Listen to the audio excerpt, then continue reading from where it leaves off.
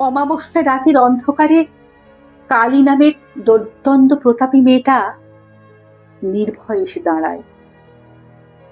অনুশাসন বিধি ভাঙা এই উচ্ছৃঙ্খল মেয়েটার গায়ের রং বর্ষার নতুন মেঘের মতো কালো, চিপচিপে কিংবা গোলগাল নয়, অস্থি কঙ্কাল সার খর্ব তার চেহারা। বসন ভূষণে বালাই নেই, চুলে খোপা নেই, বিনুনি নেই, নেই তাতে সুগন্ধি ফুলের বাহার। তার রুক্ষ খোলা চুল যেন সহস্র ফনা তুলে রয়েছে, ঠিক বিষধর সাপের মতো। জ্বলন্ত চিতার আগুনের মতন তার কঠোরগত চোখ, থক থক। লোভাতুর জীব, উন্নত বুক, উলঙ্গ শরীরে সে রাতকে অন্ধকারকে চ্যালেঞ্জ জানিয়ে এসে দাঁড়িয়েছে। পুরুষ শাসিত সমাজ এবং সমাজের যারা নারী স্বাধীনতার পরাকাষ্ঠা, আজ তারা বিস্ময় হতবাক।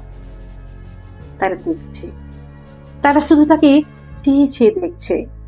না, আজ কেউই ওই মেয়ের দিকে তর্জনী তুলে বলছে না, ও মেয়ে, রাতে অন্ধকারে মেয়েদের খোঁড়া বারণ তুই জানিস না? তার গায়ের রং নিয়েও কারো কোনো মাথা ব্যথা নেই, নেই তার নগ্ন শরীর কোনো গুরুত্ব। রাতের অন্ধকারে তাকে একা পেয়েও তার শরীর স্পর্শ করছে না কেউ। তার পায়ের তলে ঘুমিয়ে আছে পুরুষ, নিশ্চিন্তে, নির্বিকারে। পিছি কি অনার সৃষ্টি, কি সৃষ্টি ছাড়া বেহায় মেয়ে মানুষ, এ কথাও আজ কেউ বলছে না। ওই কালো মেয়ে, ওই কালো মেয়ে মৃত্যুকে, অন্ধকারকে ভয় পায় না। হাতে খড়গ তুলে নিয়ে সগর্ভে ঘোষণা করেছে তার অস্তিত্ব। রণহুঙ্কারে জানান দিচ্ছে, আমি মেয়ে, আমি নারী, আমি নিজেই নিজেকে রক্ষা করতে জানি।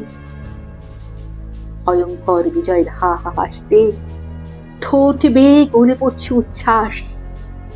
তার চলার ছন্দে যেন কাল বৈশাখীর ঝঞ্ঝা। অসুরেরা, দানবেরা আজ ভীষণ ভয়ার্ত, করজোরে তারা তার প্রার্থনা করছে। তাদের টকটকে লালসা লাল জবা হয়ে লুটিয়ে পড়েছে ওই কালো মেয়েটার পায়ে। সকলেই আজ এই কালো মেয়ের আরাধনায় রত। মায়ের সাধক, মেয়ের সাধক তার রূপের বর্ণনা করছেন। আমার কালো মেয়ের পায়ের তলায় দেখে যা আলোর নাচন।